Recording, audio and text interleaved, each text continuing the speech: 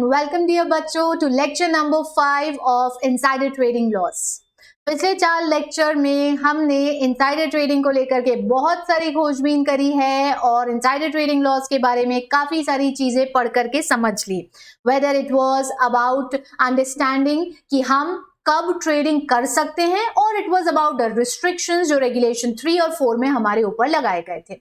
Trading plans के बारे में भी हमने पढ़ लिया था और ट्रेडिंग प्लान्स में हमने ये समझा कि कैसे इनसाइडर्स अपने ट्रेडिंग प्लान बनाते हैं और फिर उन ट्रेडिंग प्लान्स को अप्रूव कराते हैं कंप्लायंस ऑफिसर से। They go up for the public disclosure और वहां से 6 महीना के बाद ट्रेडिंग होना शुरू होती है। So there are lot of points, there are lot of things जो कि हमने रेगुलेशन 3, 4 और 5 में पढ़ ली थी और अब जो चीजें हमें पढ़ना है अपने इस लेक्चर में, they are right there on the screen for you. आज से जो चीजें इस सेशन में हम पढ़ने वाले हैं वो है रेगुलेशन नंबर 6 और 7 पहले, जहां हम डिस्क्लोजर्स के बारे में पढ़ेंगे। अब डिस्क्लोजर्स के बारे में क्या पढ़ना है बच्चों? तो जस्ट लाइक इनसाइडर्स अपने ट्रेडिंग प्लान बना रहे थे और उसके बाद ट्रेडिंग कर रहे थे, बहुत सारी बारीक बारीक पॉइंट अपन ने पढ़े कि ट्रेडिंग प्लान एक बार जो बन गया तो फिर ये चेंज नहीं होता है, ओवरलैप नहीं कर सकते हो, उसके स्कोप के बाहर नहीं जा सकते हो। तो ये सब तो अपनी जगह चलेगा। इनसाइडर ने अपने प्लान बना लिए तो अब वो उन प्लान्स के आधार पे ट्रेडिंग कर सकते हैं। But there are certain disclosures also. Disclosure बोल लो या if you want to write it into simple language आप इंटीमेशन भी बोल सकते हो, सूचना देना बोल सकते हो, जो कि रेगुलेशन 6 और 7 के अंतर्गत इनसाइडर्स और कनेक्टेड पर्संस को देनी होती है। ठीक है, सो रेगुलेशन नंबर 6 और 7 जो है वो हमें ये बताते हैं कि there are certain intimations, informations, disclosures that needs to be given by these people and most importantly company को उसे अपने पास कम से कम 5 सालों तक संभाल करके रखना है। कौन से फॉर्म में कैसे रखेंगे तो वो सारी चीजें सेबी बताता ही है। Everything is prescribed by SEBI. The only compliance the company need to take care of is to maintain that for a minimum period of 5 years। समझ रहे? जब भी आपको ये सूचना मिली, जैसे 1 जनवरी 2020 को मिली, तो अब यहां से अगले 5 सालों तक 1 जनवरी 2020 को आपको बताया गया, इनसाइडर के द्वारा कोई डिस्क्लोजर दिया गया जिसकी रिक्वायरमेंट रेगुलेशन नंबर 7 में आती है, तो अब वो यहां से अगले 5 सालों तक आपको उस चीज को अपने पास प्रिजर्व करके रखना है, वो फॉर्म जिसमें आपको ये इंफॉर्मेशन मिली। ओके, समझे? चलो, तो अब कौन कौन सी इंफॉर्मेशन देना है और किस पॉइंट पर देना है, कब कब देना है और क्या क्या बताना है, तो ये देखिए आपके सामने स्क्रीन पर 3 हरे डब्बे आ चुके हैं। वो डब्बे जो आपको ये बता रहे हैं कि भाई देयर आर सर्टेन डिस्क्लोजर्स जो रेगुलेशन 7 के सब रेगुलेशन 1 में आते हैं और ये है इनिशियल डिस्क्लोजर। ठीक है, अब इनिशियल का मतलब क्या होगा भाई? तो डेफिनेटली इनिशियल यानी शुरुआत में होंगे। और एक और चीज जो हमें थोड़ा समझ आती है, ये देख करके जो स्क्रीन पे लिखा है वो ये 1 टाइम होंगे। इनिशियल है ना किसी चीज की शुरुआत में, तो वो जब होगी तब दिया जाएगा, बस एक बार 1 टाइम डिस्क्लोजर होगा, ये शुरुआत में देना है। तो अब कब देना है, किसे देना है, क्या बताना है, ये समझने के लिए आइए देखते हैं ये जो नीचे अपने सामने 3 हरे रंग के डब्बे आ रहे हैं, इनको देखते हैं, क्योंकि इन तीनों में ही हमें ये बताया गया है। पहले वाले में हु यानी कौन देगा, दूसरे वाले में व्हाट यानी क्या बताएगा। डिस्क्लोजर में क्या बताना है भैया? अपनी जन्म तारीख बताना है, अपनी जन्म कुंडली देना है, अपने परिवार का पता बताना है, ये सब थोड़ी ना बताना। क्या बताना है वो दूसरे वाले डब्बे में है। और फिर कब देना है यानी कि व्हेन, कब बताना है आपको। ये हर कभी बता देंगे तो उसकी महत्वता थोड़ी है। हर चीज की महत्वता समय पर होती है, हर चीज समय पर मिलती है, हर चीज समय पर अच्छी लगती है। जब बड़ी तेज भूख लग रही उस समय खाने को नहीं मिलेगा तो फिर खाने की महत्वता कम हो जाएगी ना। और एक समय पर इतना खा लिया है तो भी खाने की महत्वता कम हो जाएगी। You remember that marginal utility जो आप इकोनॉमिक्स में पढ़ते हैं। बड़ी तेज भूख लगी थी, 2 रोटी सामने थाली में रखी थी, मैंने उठाया और खा लिया। थोड़ी सी और भूख लग रही थी तो डब्बा में से निकाल करके आधी रोटी और खा ली। उतनी देर में मम्मी किचन में से निकल करके आई और मुझे बोलती है, बेटा आधी रोटी और खा ले, अरे मेरे लिए खा ले, अरे मेरे प्यारे बच्चे खा ले, अच्छा रहेगा तेरे लिए, चुस्त दुरुस्त तंदुरुस्त रहेगा, कितना दुबला हो रहा मेरा बच्चा, आधी रोटी आप और खा लेते हैं। थोड़ी देर बाद मम्मी किचन में से फिर आती हैं और बोलती है, अरे बेटा ये थोड़ा सा चावल और खा ले, अरे नहीं मम्मी नहीं, अब नहीं हो पाएगा, भूख बहुत तेज लगी थी 15 मिनट पहले। पर जब 3 रोटी खा ली तो फिर खाने की महत्वता अब कम हो गई, अब गले गले तक पेट भर गया, जैसा हम यूजुअली बोलते हैं। And still today I could not understand, गले गले तक पेट भरता कैसे यार, पेट होता कहाँ गले तक, पेट तो यार जरा सा होता है, छोटा सा होता है, but we always say to explain the extremeness of that situation कि गले गले तक पेट भर गया, नहीं मम्मी अब नहीं हो पाएगा, है ना। तो उसकी महत्वता कम हो गई। 15 मिनट पहले अगर ये चावल होते और रोटी नहीं होती तो आप बड़े मन से खा लेते, झटझट खा लेते, फटफट खा लेते, क्योंकि भूख तेज लगी थी। समय महत्वपूर्ण है ना, वैसे यहां भी समय महत्वपूर्ण है। डिस्क्लोजर देना है तो भाई कब देना है, ऐसा थोड़ी जब मर्जी आया तब मुंह उठ करके आ गए। जब जागो तब सवेरा बोलते हैं, बट ये मोहन प्यारे यदि रात को 2 बजे जागेंगे तो थोड़ी ना सवेरा होगा, दोपहर में 3 बजे जागेंगे तो थोड़ी ना सवेरा होगा, सवेरा तो सुबह ही होता है बस, है, ठीक है। सो ये तीसरा बॉक्स आपको बताएगा कि आपको ये कब देना, ये इनिशियल डिस्क्लोजर जो आप देते हैं आपको कब देना, ठीक है बच्चों। चलो अब देखो स्क्रीन पर क्या क्या लिखना है, क्या क्या लिखा है और क्या क्या पढ़ना है। सबसे पहले किसको देना है भाई, तो every promoter, member of promoter group, की मैनेजर पर्सनल और डायरेक्टर, हर कंपनी का जिसकी सिक्योरिटीज किसी रिकॉग्नाइज्ड स्टॉक एक्सचेंज पर लिस्टेड है। एवरी प्रमोटर, प्रमोटर ग्रुप का पर्सन, केएमपी और डायरेक्टर, पीपीजी केएमपीडी, पीपीजी केएमपीडी, इनको देना है। प्रमोटर, प्रमोटर ग्रुप का पर्सन, केएमपी और डायरेक्टर, इन चारों को देना होता है, डिस्क्लोजर देना होता है। अब ये डिस्क्लोजर में क्या बताते हैं, तो दूसरे वाले बक्से पर आइए और देखिए दूसरे वाले बक्से में बताया गया है कि इनको अपनी सिक्योरिटीज की जो होल्डिंग है, यानी जिस कंपनी में ये प्रमोटर हैं या प्रमोटर ग्रुप के मेंबर हैं या केएमपी हैं या डायरेक्टर हैं, उस कंपनी में यदि इनके पास शेयर हैं तो इनको अपनी शेयर्स या दूसरी सिक्योरिटीज की होल्डिंग की सूचना कंपनी को देना है जिस तारीख पर ये रेगुलेशन कंपनी में लग जाते हैं उस तारीख पर। All the holdings of the securities of the company as on the date of these regulations taking effect to the company. Okay, ठीक है, समझे इतना। तीसरा और आखिरी डब्बा कब देना है, ये सबसे ज्यादा महत्वपूर्ण है, तो आपको ये बताना है with in 30 days of the regulations taking effect on the company।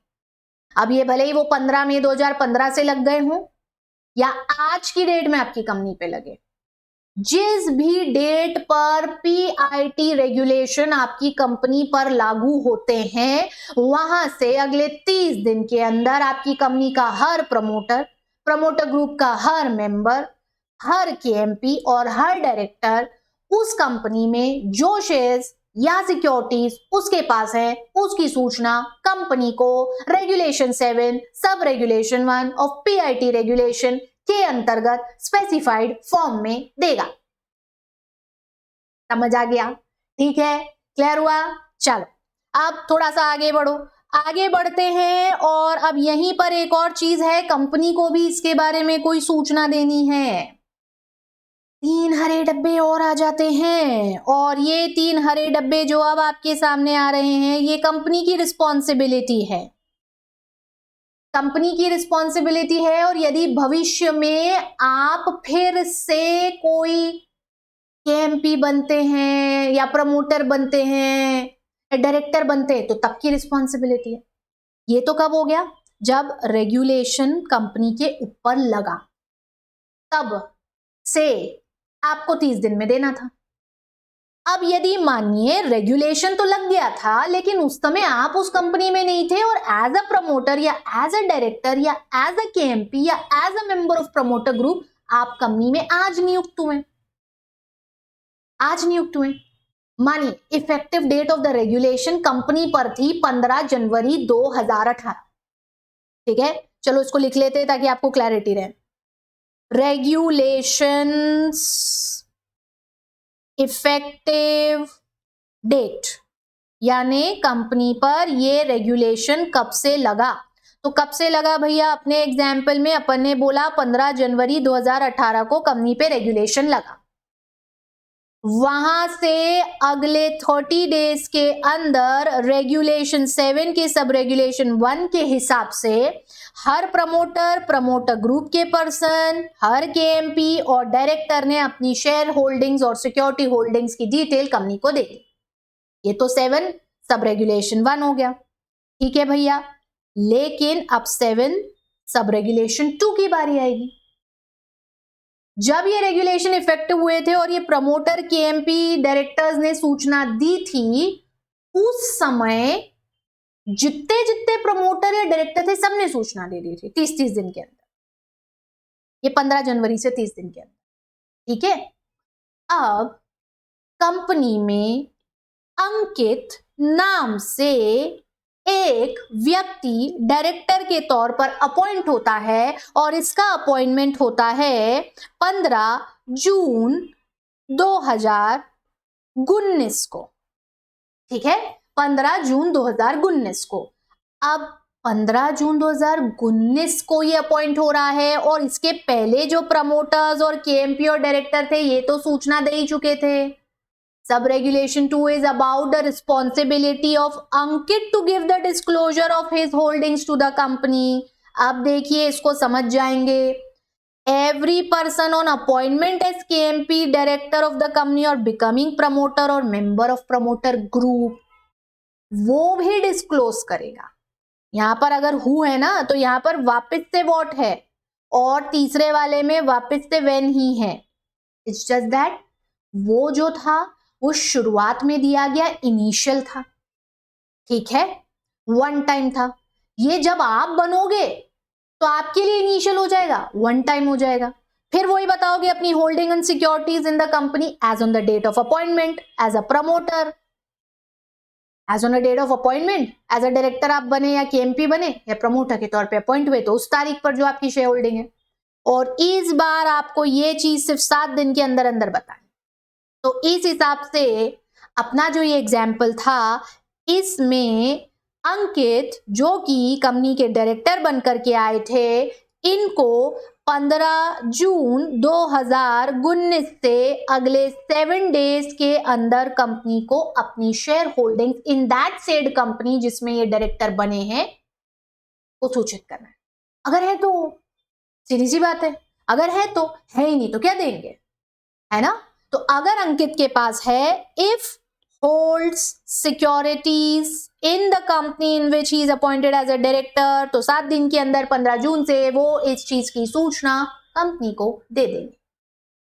समझ गए हैं? क्लियर है? दोनों 1 टाइम है। एक रेगुलेशन लगने से 30 दिन के अंदर, एक आपके एज अ पीपीजी केएमपी या डी अपॉइंट होने से 7 दिन के अंदर। क्लियर? चलो अब वापस लौट आओ इधर। अब आओ 7(2) पर और यहां देखो, देख रहे हो ये जो रेगुलेशन है 7(2), इस 7(2) में कुछ और कंटिन्यूअल डिस्क्लोजर्स के बारे में बताया गया, कुछ और डिस्क्लोजर्स के बारे में। और ये जो डिस्क्लोजर्स है अब ये कंटिन्यूअस है। कंटिन्यूअल बोल रहे हैं ना अपन हेडिंग में, यानी ये बार बार देने पड़ सकते हैं, बार बार। ये बार बार कब होगा? On the occurrence of certain events. जब कुछ इवेंट्स होंगे, उन इवेंट्स, कौन से इवेंट्स होंगे वही पढ़ना है अभी अपने। तो जब कुछ इवेंट्स होंगे तो उन इवेंट्स के, उन स्थितियों के होने, उन परिस्थितियों के उत्पन्न होने पर फिर देना पड़ेगा इंटीमेशन। किसको देना है, कितने समय में देना है, क्या देना है, कब देना है, वो सब ये नीचे के 2 डब्बों में आपके सामने आ जाएगा। ये जो आप 2 डब्बे देख रहे हैं उसके नीचे कुछ और है, बट उस पर बाद में आऊंगी, वो बाद में दिखाऊंगी। ठीक है, पहले ये 2 डब्बे समझो कि अब आपको क्या करना है। कंटिन्यूअल डिस्क्लोजर कहता है कि कंपनी का हर promoter, member of promoter group, designated person और डायरेक्टर कंपनी वो जो लिस्टेड है उसका हर प्रमोटर ग्रुप का पर्सन, डेजिग्नेटेड पर्सन जिन्हें सेबी ने आइडेंटिफाई करा है, और हर डायरेक्टर। इसको क्या करना है, इसको डिस्क्लोज करना है कंपनी को वो नंबर ऑफ सिक्योरिटीज जो कि इसने बाय या सेल करी है, the number of securities bought or sold by him or her. ठीक है क्या बच्चों, number of securities bought or sold by him or her, ये बताना है। इसको बताना है और क्या बताना है, दोनों आ गए ना इसमें, हु एंड व्हाट, दोनों कवर हो गया इसमें। हु तो प्रमोटर ग्रुप का पर्सन, डेजिग्नेटेड पर्सन, ये P, PG, DP and D. वहां पी पीजी केएमपी डी था, या पी पीजी डीपीडी है। ठीक है, इसको बताना है। क्या बताना है, नंबर ऑफ शेयर्स या सिक्योरिटीज जो इन्होंने खरीदी या बेची है कंपनी ने। अब कब बताना है, वो आपका ये दूसरा वाला बॉक्स है, व्हेन। इवेंट क्या है ये समझ गए ना, कौन सा इवेंट है भैया आपका इवेंट है ये जो आप परचेज सेल कर रहे हो, ये इवेंट है, और इस इवेंट के होने पर आपको बताना है। क्या बताना था ये तो आपने पढ़ लिया। अब कब बताना है ये देखो, तो बोला गया 2 trading days of such transaction, with in 2 trading. ध्यान रखो ट्रेडिंग महत्वपूर्ण है, शनिवार रविवार ट्रेडिंग नहीं होता।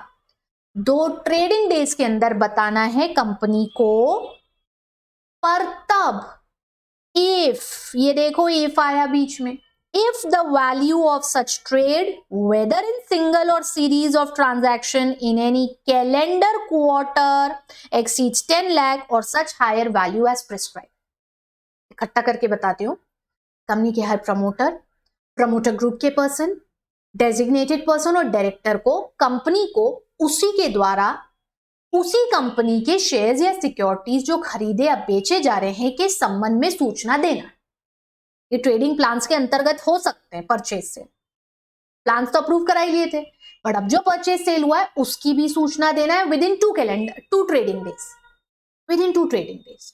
बट कंडीशन आगे ये कहती है कि आपको इस ट्रांजैक्शन की सूचना तब देना है जब यदि वो जो परचेज या सेल, ये ट्रेड जो है ना, इस ट्रेड का मतलब है परचेज या सेल, तो जो परचेज या सेल हुआ है, भले आपने एक बार में कराओ या एक से ज्यादा 2-3 बार में कराओ, सीरीज बोल रहे हैं ना अपन, series of transaction, whether in a single trade or series of such trades or transaction, यदि एक पूरे कैलेंडर क्वार्टर कब से होता है बच्चों, जनवरी से मार्च, जनवरी फरवरी मार्च 3 महीना यानी एक क्वार्टर, फिर अप्रैल से जून, अप्रैल में जून 3 महीना, फिर जुलाई से सितंबर, जुलाई अगस्त सितंबर, और फिर अक्टूबर से दिसंबर, अक्टूबर नवंबर दिसंबर, खत्म।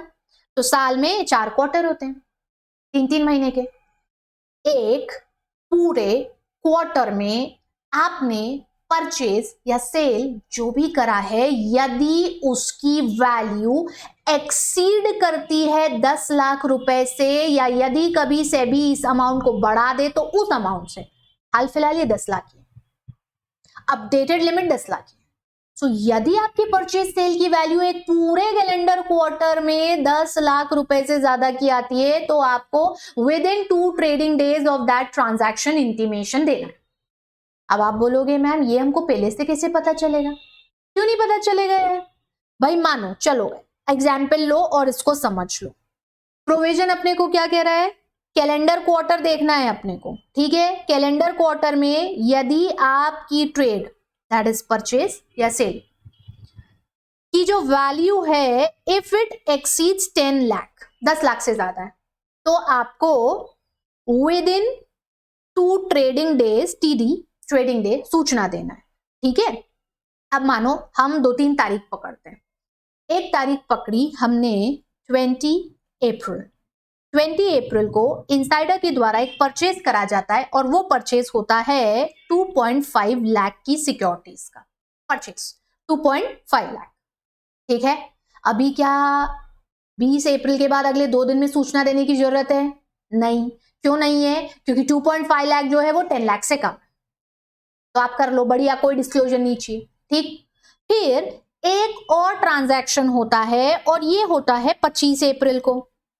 25 अप्रैल को एक और परचेज होता है 5 लाख का। क्या यहां से अगले 2 दिन में सूचना देना है? नहीं, नहीं ना, क्योंकि 5 लाख का कर रहे हो, 5 लाख 10 लाख से कम है और इसका एग्रीगेट भी 10 लाख से कम है। हमको एग्रीगेट भी देखना है। पूरा कैलेंडर क्वार्टर बोल रहे हैं ना, पूरे एक कैलेंडर क्वार्टर में, भले एक ट्रेड हो या एक से ज्यादा ट्रेड में हो। अब अगर एक ट्रेड देखें तो उसकी वैल्यू भी 10 लाख से कम है, 2.5 और 5 दोनों 10 से कम है। और अगर इसका एग्रीगेट देख लें तो 2.5 और 5 मिला के 7.5 है, ये भी 10 से कम है। कोई डिस्क्लोजर की जरूरत नहीं है। अब कहानी और आगे बढ़ जाती है और आगे बढ़ करके एक और तारीख आती है और अगली तारीख आती है 15 मई। 15 मई को एक सेल होता है और 15 मई को जो सेल होता है वो होता है 3 लाख का। अब बताओ क्या डिस्क्लोजर देने की जरूरत आएगी क्या? सोचो जरा, ध्यान से देखो स्क्रीन पर। 3 लाख इंडिविजुअल है, 10 से कम है तो नीड नहीं है।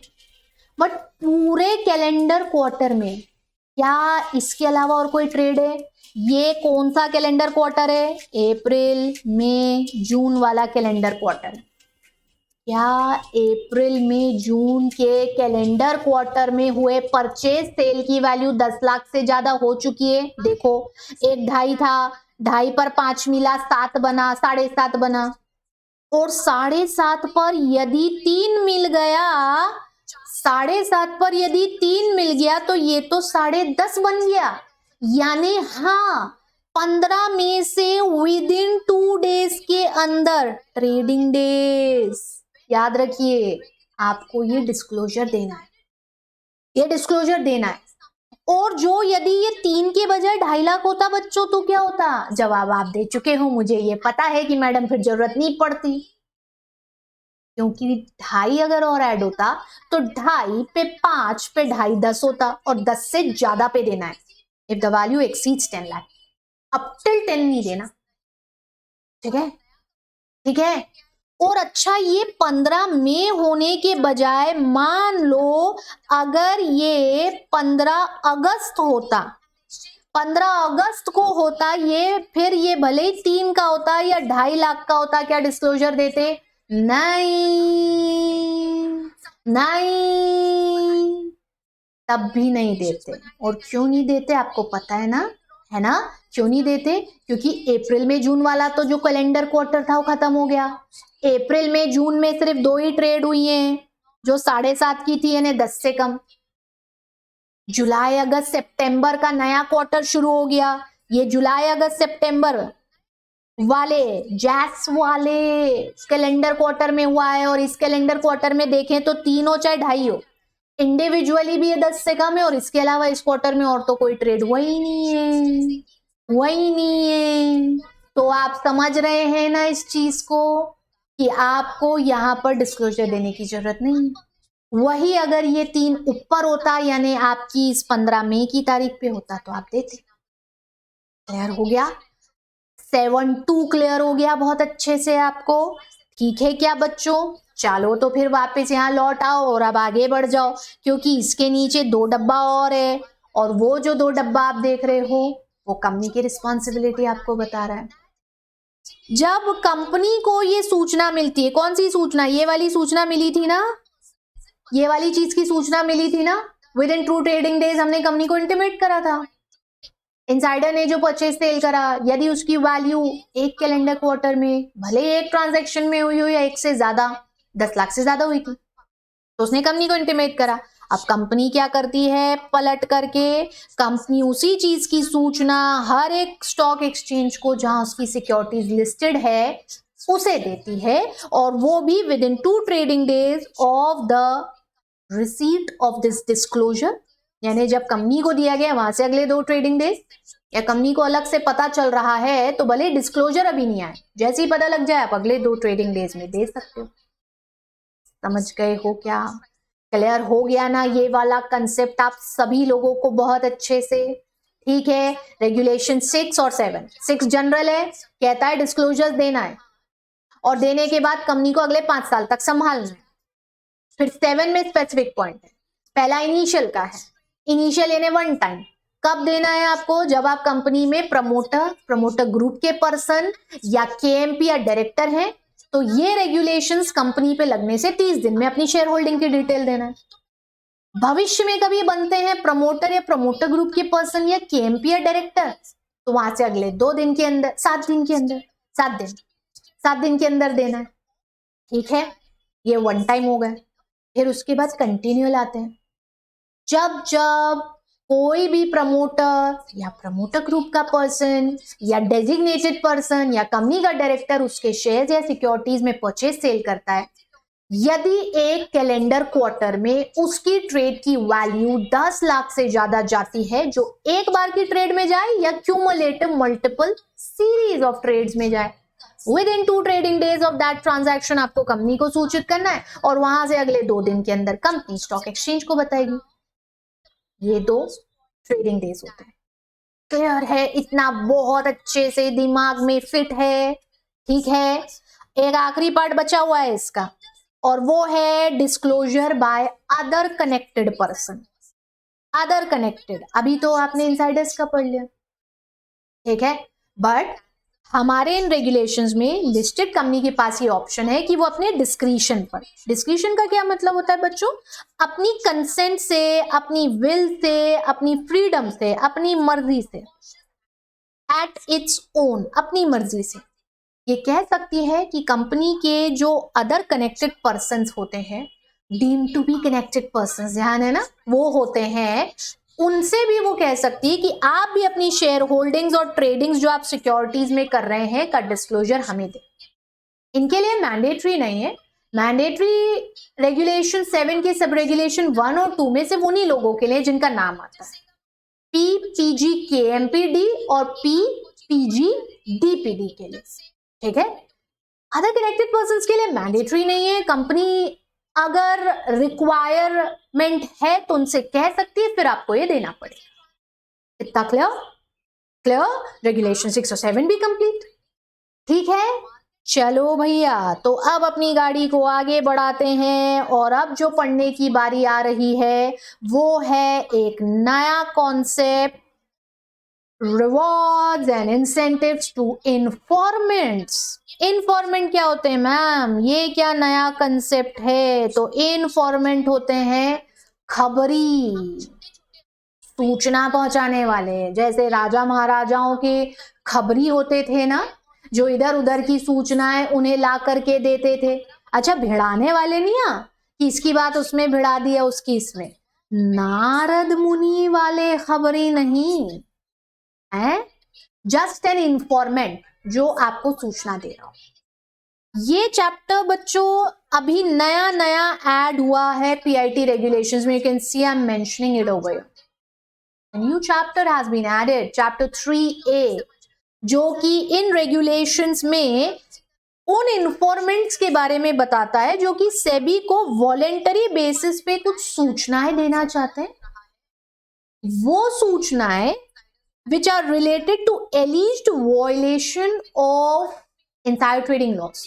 उन्हें शक है, उन्हें लग रहा है, उन्हें ये पूरा शक है कि इंसाइडर ट्रेडिंग लॉस का नॉन कंप्लायंस हुआ है, वायलेशन हुआ है, या फिर चांसेस है, रीजनेबल बिलीफ है उनके पास ये मानने के लिए कि ऐसा हो सकता है, या तो हुआ दैट हैज अकर्ड और it is occurring and I have reasonable belief कि ऐसा हो रहा है।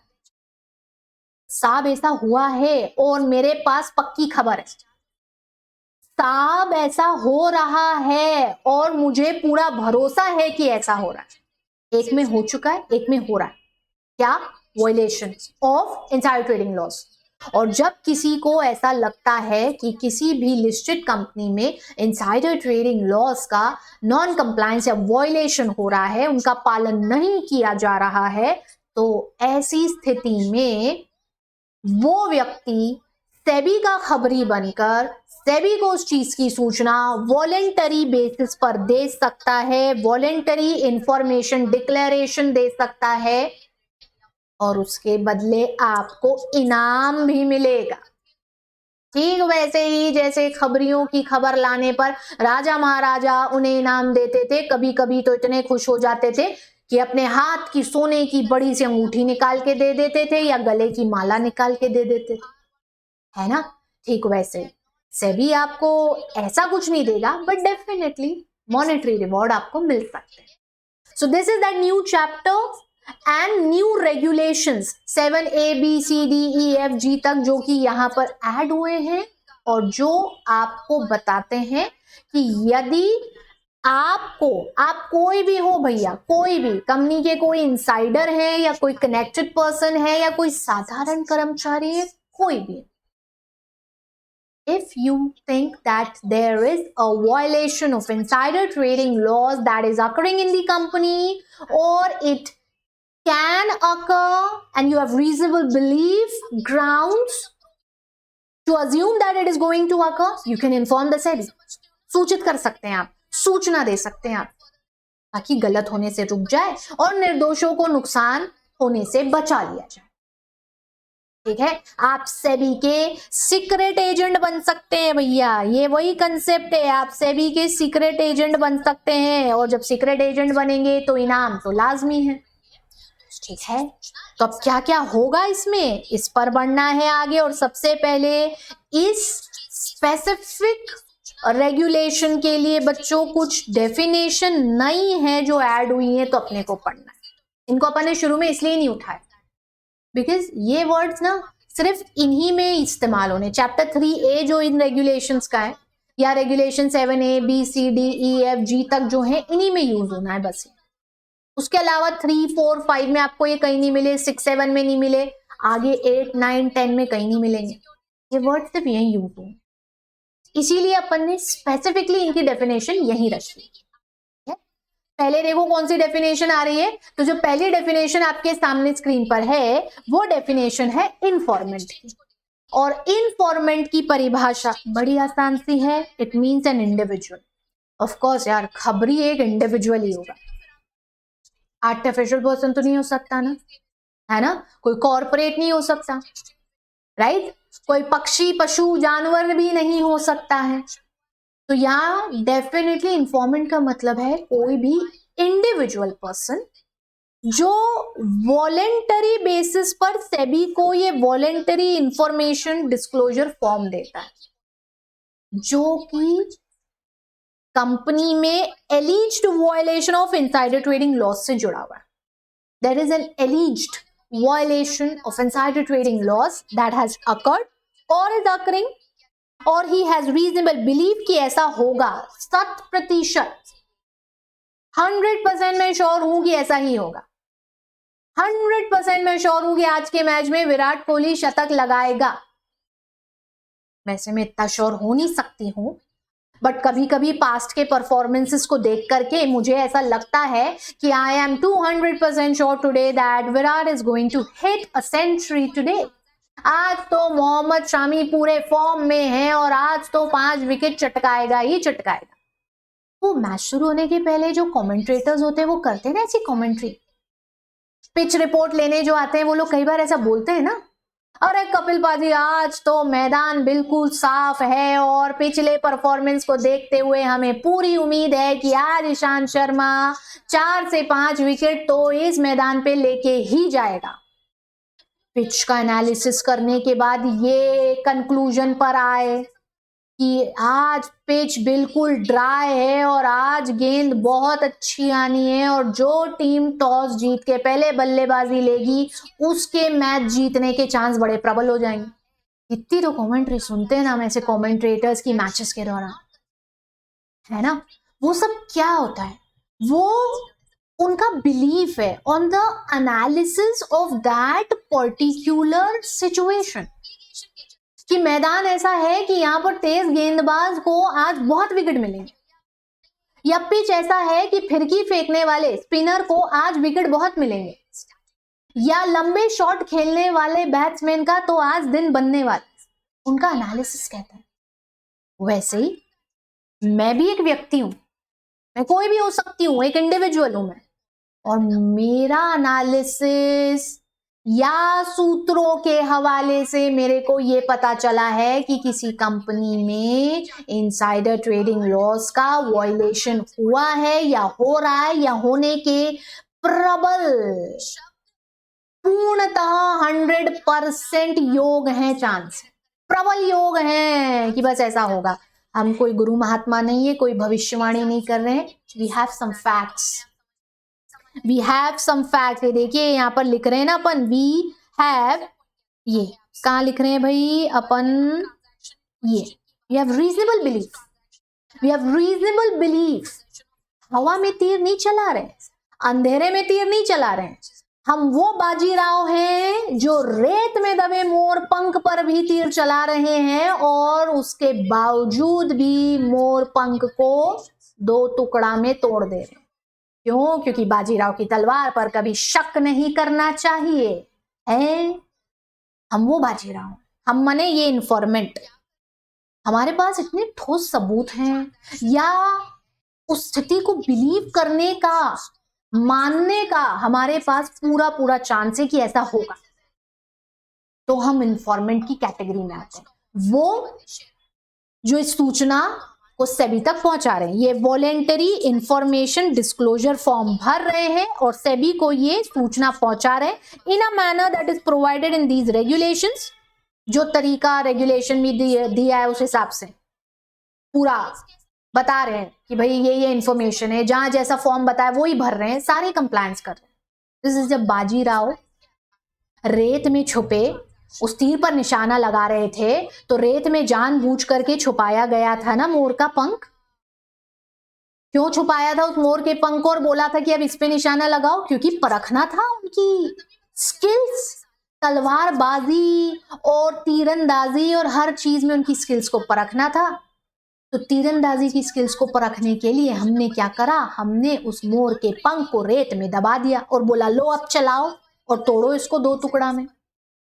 तोड़ भी दिया। जो तरीका है ना इन रेगुलेशंस में, वो तरीका हम फॉलो कर रहे हैं। And by complying to this manner in which the information is to be given, we are giving regardless of whether such individual or individuals satisfy the requirement, procedure and conditions to qualify for an award. बाद में क्या मिल रहा है क्या नहीं मिल रहा है इससे कोई लेना देना नहीं है। regardless of the fact कि इनाम प्राप्त करने के हकदार हम होंगे कि नहीं होंगे, हमें वो इनाम मिलेगा कि नहीं मिलेगा, उसकी क्या प्रक्रिया होगी, उसकी क्या रिक्वायरमेंट है, ये सब secondary. What is important is we are providing this information, क्योंकि वो उस समय में पहुंचाई जाना जरूरी है। तो ऐसी सूचना पहुंचाने वाला व्यक्ति इन्फॉर्मेंट कहलाता है। परिभाषा क्लियर है? ठीक है, चलो अब आओ दूसरी परिभाषा। दूसरी परिभाषा जो आपको आपके सामने दिख रही है वो परिभाषा बच्चों है irrelevant, vexatious or frivolous information. irrelevant, vexatious और frivolous, फालतू, बिना काम की, समय बर्बाद करने वाली सूचना, बस वही इसका मतलब भी है। ऐसी कोई भी information, any information which in the opinion of SEBI, any information या reporting of which in the opinion of SEBI does not constitute the violation. अरे बेजबरन जबरदस्ती आकर के आप बोल रहे हो जबकि एक्चुअली उसमें इनसाइडर ट्रेडिंग लॉस के किसी रेगुलेशन का नॉन कंप्लायंस नहीं है, या आप सोली सिर्फ उसको गलत तरीके से कोई प्रोसिक्यूशन इनिशिएट करने के लिए फाइल कर रहे हो। You are providing that information solely for the purposes of malicious prosecution, गलत झूठा केस दायर करना चाह रहे हो, झूठा केस फाइल करना चाह रहे हो, या फिर it is rendered intentionally in an effort to waste the time and resources of SEBI, समय खराब करना चाह रहे हो, तो ये इंफॉर्मेशन irrelevant, vexatious या frivolous मानी जाती है। ठीक है, ऐसी कोई भी सूचना जो काम की नहीं है, irrelevant है, vexatious है, frivolous है, फालतू है, जिसमें कोई नॉन कंप्लायंस नहीं है, आपकी इंटेंशन गलत है, मैलिशियस प्रोसिक्यूशन फाइल करना चाह रहे हो, सेबी का टाइम और रिसोर्सेस वेस्ट कर रहे हो। चलो अगली डेफिनेशन देखो।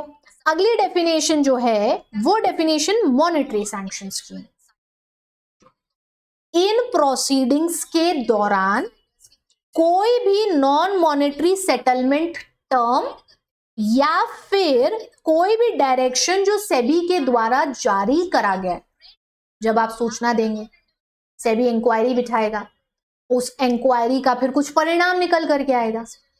तो जो भी सेटलमेंट टर्म्स है नॉन मॉनेटरी बेसिस पर, या जो भी दिशा निर्देश सेबी ने जारी करे हैं, जिसमें कि जिन सिक्योरिटीज को लेकर के ये पूरा कंप्लेन फाइल करा गया था, the nature of disgorgement under the securities laws is aggregating to at least 1 crore arising from the same operative facts contained in the original information.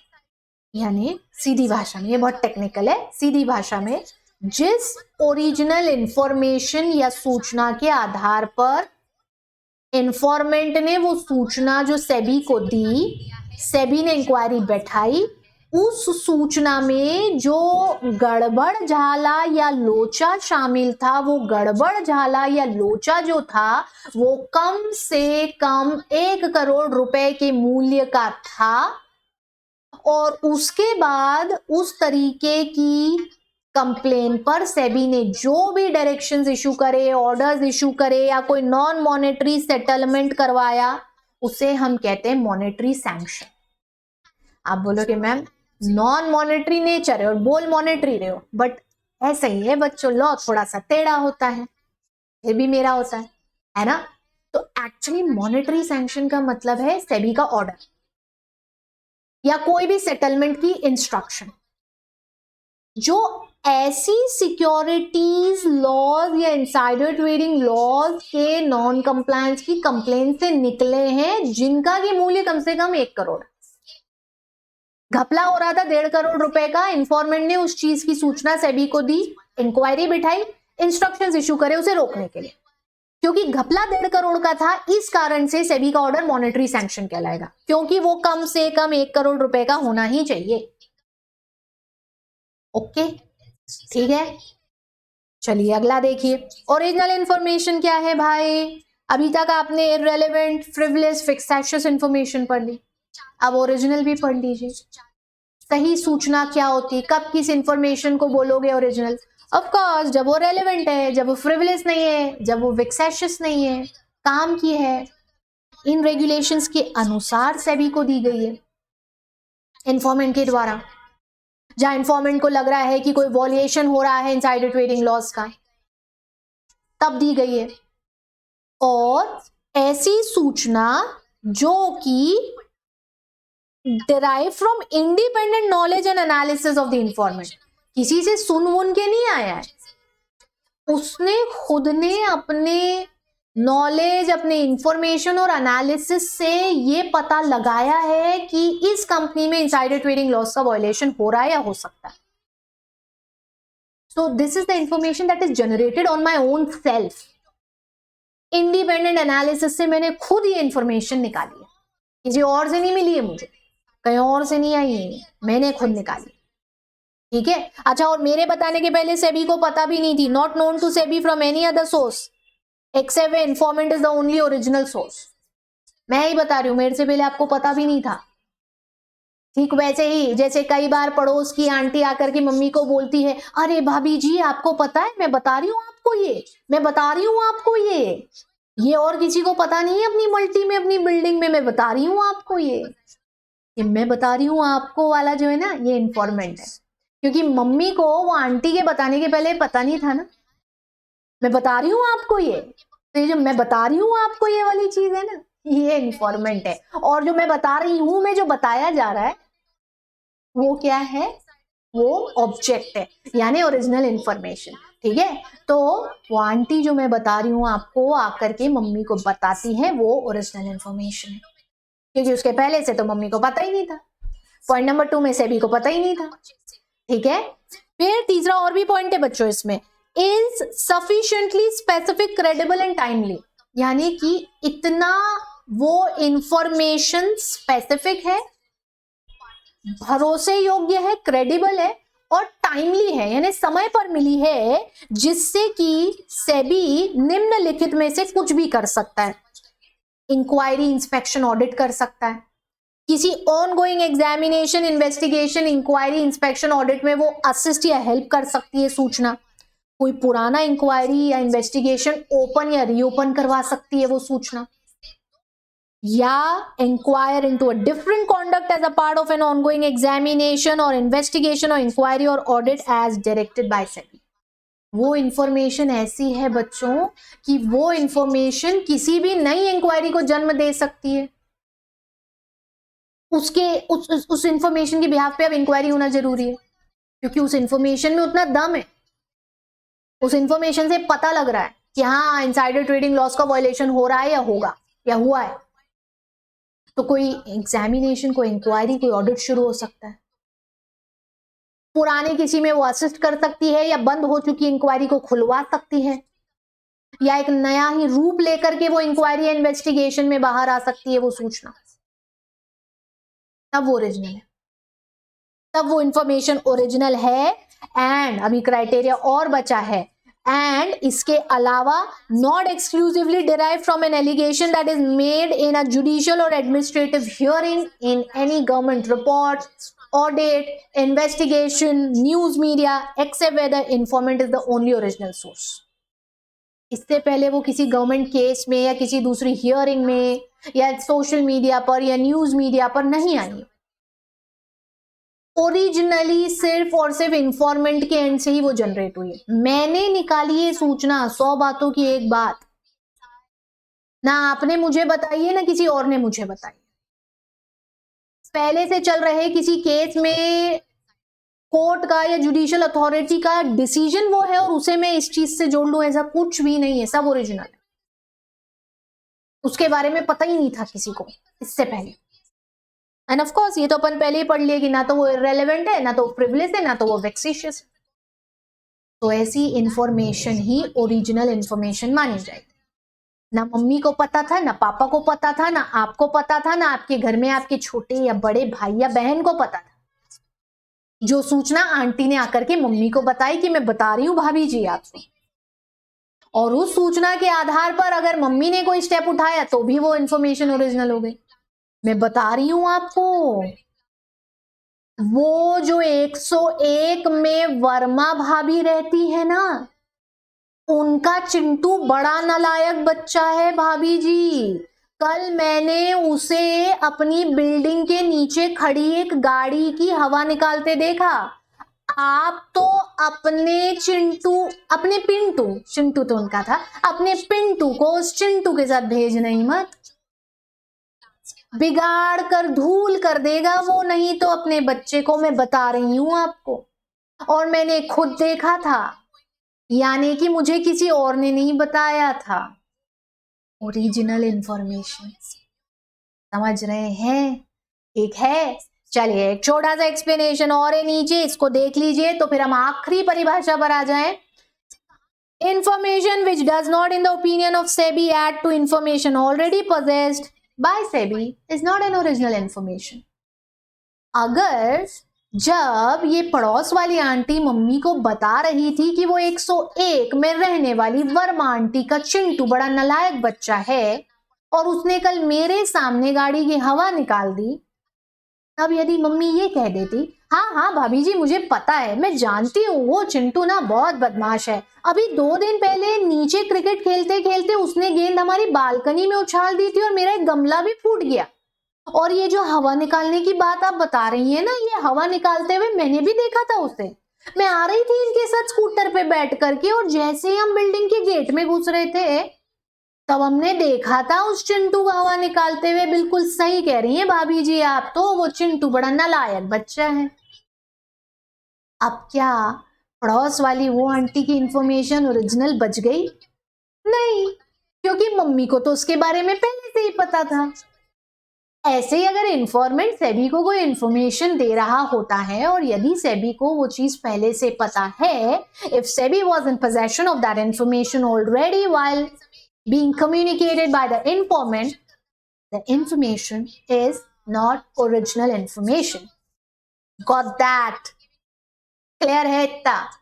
चलिए तो आखिरी परिभाषा पर आइए। दिन की आखिरी परिभाषा जो आपके सामने है वो परिभाषा है रिवॉर्ड की, इनाम की। इनाम वैसे तो कोई भी खबरी सूचना देने वाला इनाम की परवाह करता नहीं है यदि वो देना चाह रहा है तो, बट हमने इन रेगुलेशंस में इनाम का भी प्रयोजन कर रखा है, हमने उसकी भी व्यवस्था कर रखी है। और रिवॉर्ड का मतलब होता है any gratuitous monetary amount for which an informant is declared eligible as per the provisions of these regulations। यानी इन रेगुलेशन के हिसाब से यदि आपकी सूचना सही साबित होती है तो आपको इनाम दिया जा सकता है, और फिर वो जो भी इनाम वो ग्रेट्यूटस मॉनेटरी अमाउंट आपको दे रहे हैं वो रिवॉर्ड माना जाएगा। अखबारों में कभी वो इश्तिहार देखे हो, कई बार लिखा हुआ आता है निम्न व्यक्ति इस जगह से कहीं घूम गए हैं, पाए नहीं जा रहे हैं और उपरोक्त के संबंध में सूचना देने वाले को उचित इनाम दिया जाएगा। हमारा कुत्ता जो इस ब्रीड का है, भूरे रंग का है, लंबी पूंछ है, सुनहरी बाल है, भूरे रंग की सुनहरी बाल है, चमकती आंखें हैं, वो कल शाम 5 बजे से हमारे कॉलोनी के गार्डन फला जगह से गायब हो चुका है। हमारा परिवार बड़े शोक में है और उपरोक्त हमारे प्यारे पालतू कुत्ते के संबंध में सूचना देने वाले को उचित इनाम दिया जाएगा। हमसे निम्नलिखित पते या नंबर पर संपर्क कर सकते हैं। उचित इनाम, बस ये ऐसा ही एक उचित इनाम है कि यदि आपकी सूचना सही बैठती है तो आपको भी उचित इनाम मिलेगा। अब वो उचित कितना होगा ये सेबी निर्धारित करेगा। समझ गए? इतना डेफिनेशन क्लियर हुआ? चलो, अब सूचना कैसे दी जाएगी, कब दी जाएगी, कहाँ देना है, किसे देना है, और फिर क्या क्या दूसरे कंप्लायंसेस हैं, इन सब पर हमको आना है। पर इस लेक्चर को हमें यहीं रोकना है, इस चीज को हम अगले लेक्चर में डिस्कस करेंगे। आप अपना रिवीजन कंप्लीट कर लीजिए। I'll see you in the next lecture. Do take care and keep yourself safe. Bye bye.